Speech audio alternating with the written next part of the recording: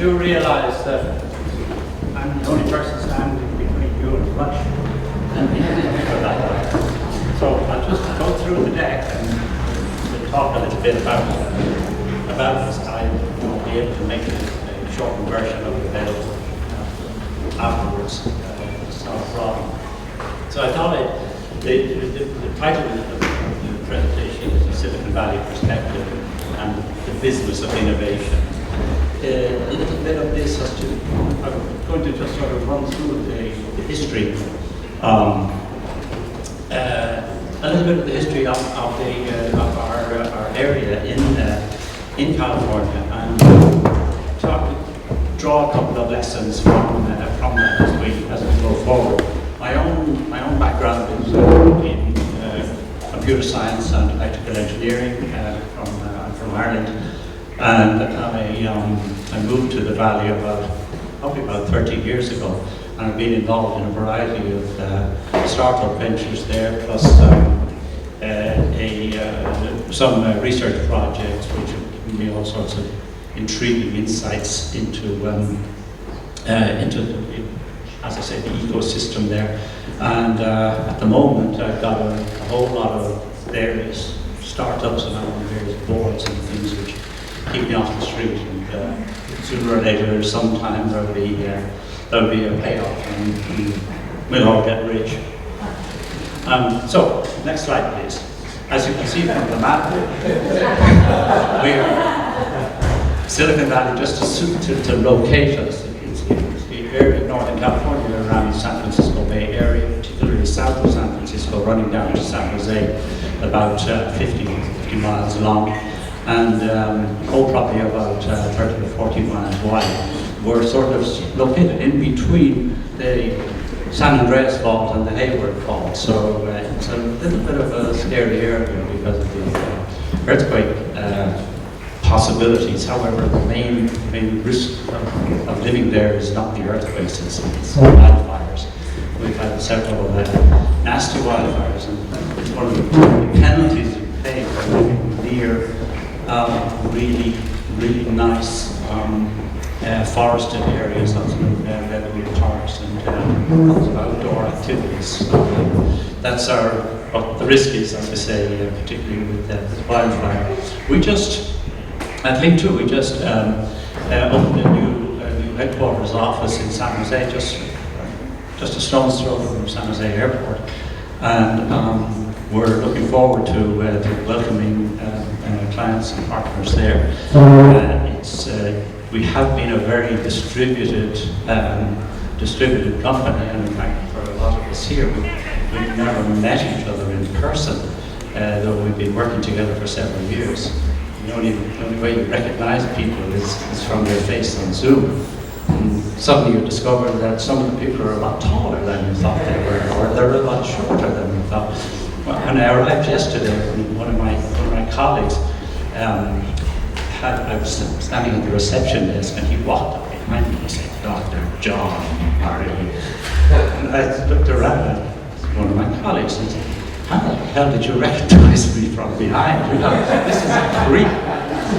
He has some very strange features on his Zoom, because I was thinking, well, he's somebody who's about that high. He's a lot taller than we thought. So, but it has been a very distributed organization. We're very pleased at the success that we've had as a distributor, especially going into the pandemic. Of course, it meant that we were already, the relationships and everything were already geared up for remote collaboration and cooperation across the country and across the world. So something that has happened a lot in Silicon Valley. We tend to get visitors, business visitors, or economic development agency visitors from elsewhere in the world. And they come to the Valley and they sort of say, "Look, give us a smart pin. We're here for 3 days. Tell us how to make another Silicon Valley back where we come from, wherever it is." And we call them, these people are sort of innovation tourists, if you will. They come with a delegation, and somehow they expect to, in a few days, to learn everything about how we do things. So after talking in a number of these presentations, I've come to the conclusion that the best way to answer that question, how do you do it, is to say, okay, well, what you really need is to have a gold rush and wait 150 years, and then you'll have Silicon Valley or the equivalent. So, or go away, organize your gold rush and come back in 150 years and we'll see how you're doing. So that basically it's the history of the area, it's the history of the economy in the area, and it's surprisingly the thread of invention and innovation that there is from right from the very beginning. Next slide, please. Okay, so you recognize this man, right? His name, you don't recognize him. His name is Levi Strauss. And so you probably have his name written on the back of the trousers somewhere. He arrived from the East Coast during the gold rush, but his goal was to provide services, in particular provide clothing, to the people who were going to gold mines. So this is a model that we've seen from that time coming forward. Various types of innovations that have been introduced because of an opportunity that a lot of people are going after. So there's some opportunity, some new business, but rather than investing directly in that business or participating in that crazy business, find what sort of services and support industries are needed to support those people. It's what sometimes referred to as the picks and shovels model. That the people who turn out to be successful in the long term in these sort of situations are not the adventurers who are going up into the hills to seek for gold. People who are providing various infrastructure and services for them. He arrived and established his denim clothing business in San Francisco. At that time, there was very little communication. The communication was between the East Coast and the rest of the country in California were pretty limited. And several companies set up to provide that communication. The Pony Express was one that didn't last very long. It was a relay process to transfer paperwork and use information and probably some money and so on to transfer it from essentially from the Midwest to California by a series of relays of horse riders and ponies. There was lots and lots of stations along the way. Well, that sort of business didn't really last very long because what happened was there was already an industry in place in the East Coast for moving money and information, paperwork and so on, moving it around in the express, what they call it, express model, American Express, for example. That was their original business. And a couple of their employees decided they wanted to do the same thing in the West. And the American Express company said, no, we don't see this any opportunity here. So why don't you just go away? So they went off and they set up a stagecoach company, which is called, their names were Wells, Henry Wells and William Fargo.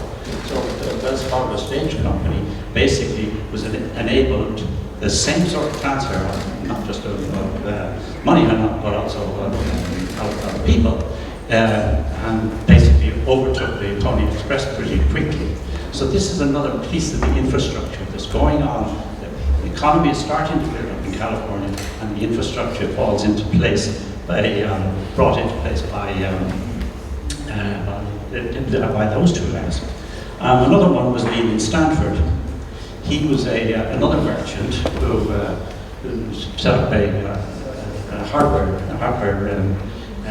merchandising business in San Francisco and in Sacramento to provide support to people who were heading for the gold rush and the economy. So he made quite a lot of money out of that.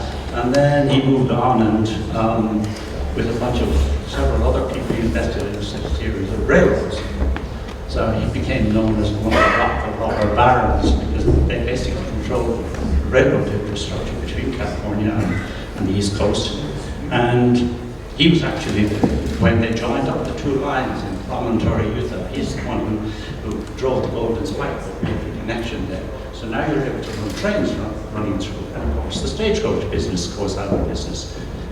His infrastructure is now taking over, and the communications again is getting faster. So Wells and Fargo decided, well, this express business is really not for us.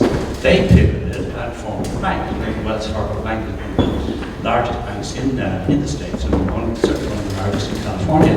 At the same time, their former employers, American Express, did the same thing. They realized that the moving of stuff around was really not where the profits were, and so they also moved into the financing and banking business. Leland Stanford decided to set up his university on his horse ranch in Palo Alto.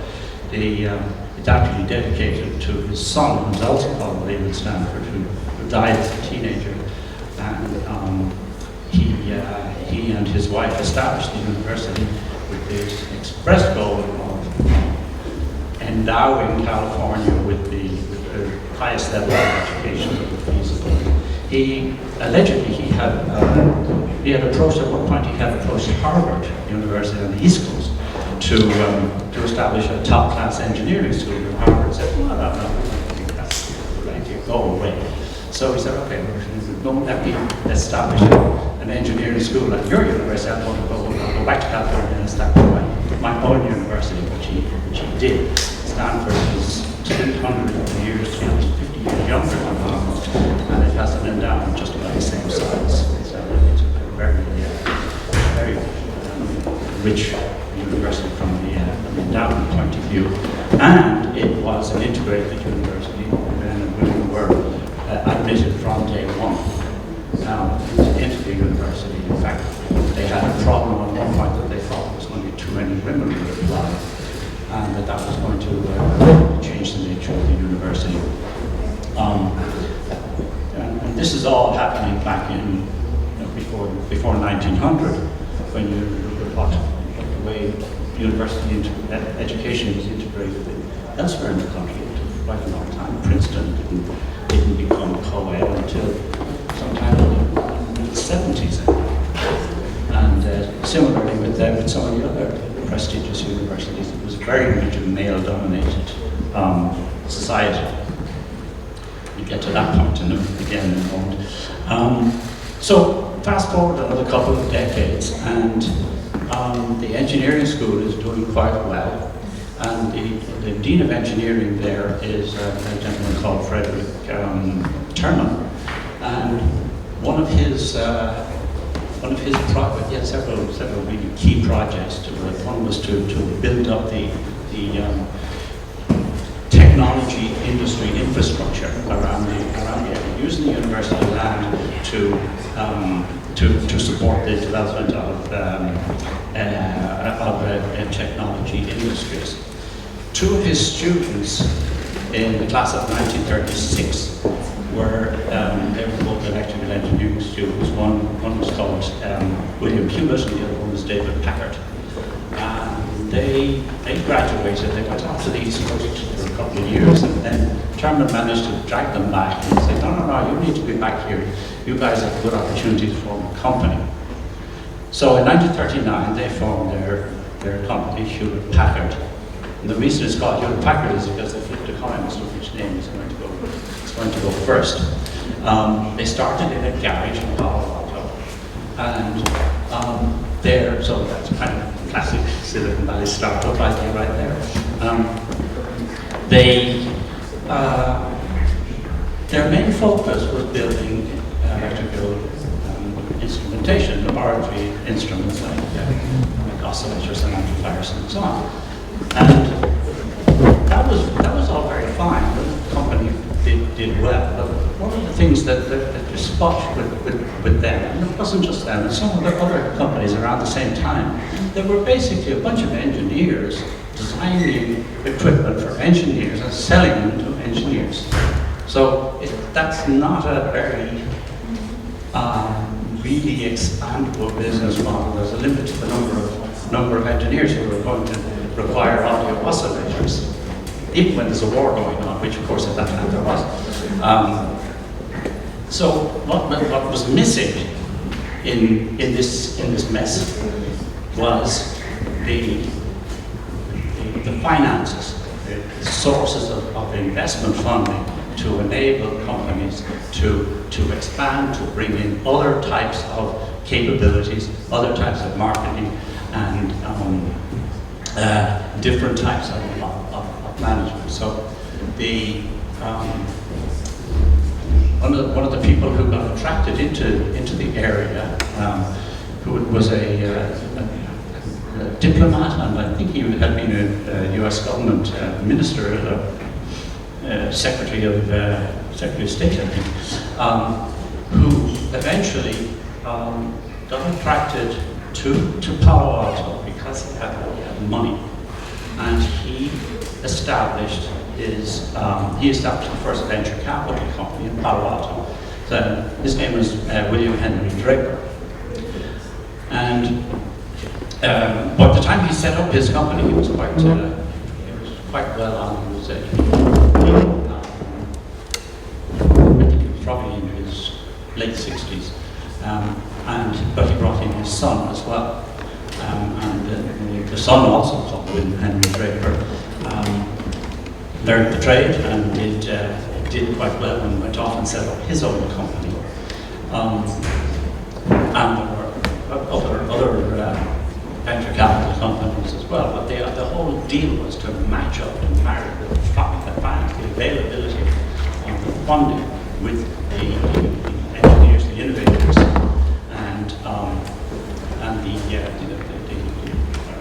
support for development of marketing and sales. The younger Draper had another son. His name is Tim Cook Draper, and we've hosted him at some of these conferences in the last several years. And he has a daughter, Jessie Draper, who's kind of the fourth generation in this age. She also runs a venture capital fund, and the family run a TV series called Meet the Drapers. It's sort of like Shark Tank or Dragon's Den, sort of a TV show. But I mean, that's just one of the dozens and dozens of venture capital stories that we could talk about. One of the things that I wanted to draw attention to, in fact, was where does the initial innovation funding come from? The early stage research funding. These sort of investors are not typically going into something that is a very long, may have a very long lead time. And one of the key drivers has been, all along in the valley, the key driver has been government funding and funding from research foundations to do that early stage research, which may or may not pay off, and it may be decades before it does pay off.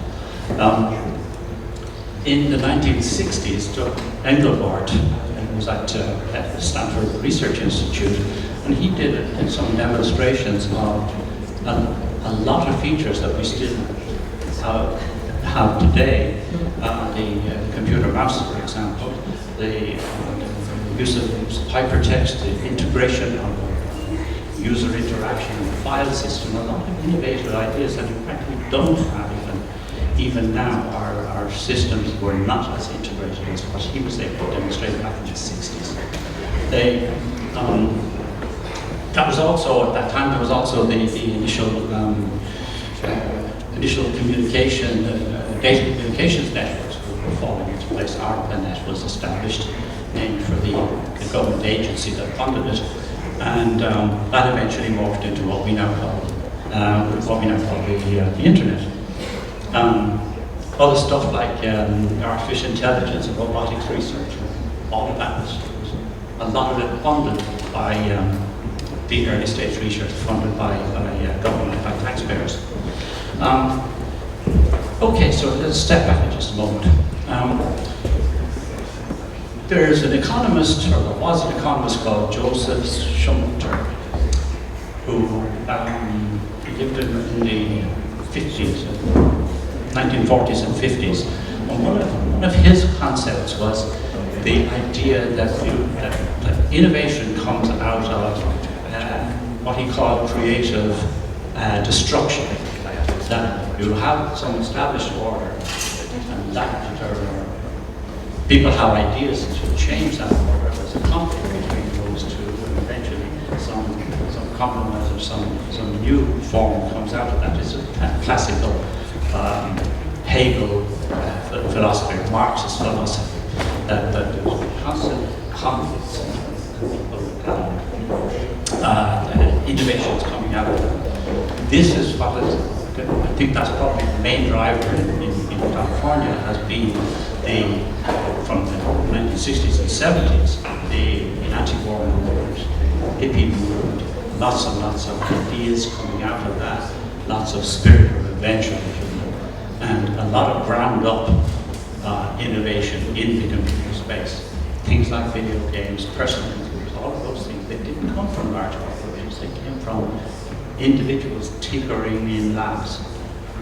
Apple Corporation is a very good example of that.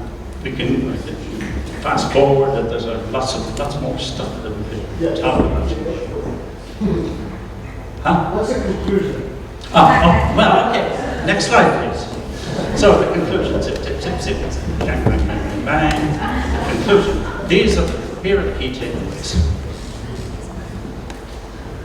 The innovation comes because of migration. It's people who are taking risks and migrating. Typically, the people who do migrate are the ones who take risks. And most of the people in the Valley of Northern California, most of California, most of the people are not. They have come from somewhere else. That's a kind of a self-selection. That's one. The influence, as I mentioned, of the government funding is really, really important. I don't think we pay enough attention to the fact that how much government funding did actually contribute to what we have, everything that we sort of have today. Bottom up disruption, and as I mentioned, one area that I didn't touch on very much is the diversity. There's a serious lack of diversity in the Valley. This slide deck only has one picture of one woman, and that's a disgrace. That we really need to work on that sort of space, because we're missing out on lots of innovation and opportunities there. And I think that's basically it. Thank you. Thank you, John. So, I hurried John up a bit. I did. I admit. You were getting bored. Yes. No, but I will tell you this. Dr. Murray has the deepest background, or a very deep background in space technology. He's done a lot of consulting in space technology, does a lot of consulting in artificial intelligence. He understands the Silicon Valley ecosystem. I mean, there is a lot of knowledge here, and it's a challenge. It's a challenge for any guy who's really smart to not try and give you everything, right? It's really challenging. And I've seen this, we've worked together for a long, long time, and if you ask John something and you need advice and help, he'll go out of his way to find you, right? And he does a lot of research to identify these trends and these things that are happening. So yes, John, I appreciate it. I did stop you a little bit early, but I want to acknowledge that John's going to be here with us for the next five days. He has a lot of knowledge, so talk to him. And he's funny as hell, I'm telling you. The jokes he tells are pretty cool. So thank you, John. Thank you.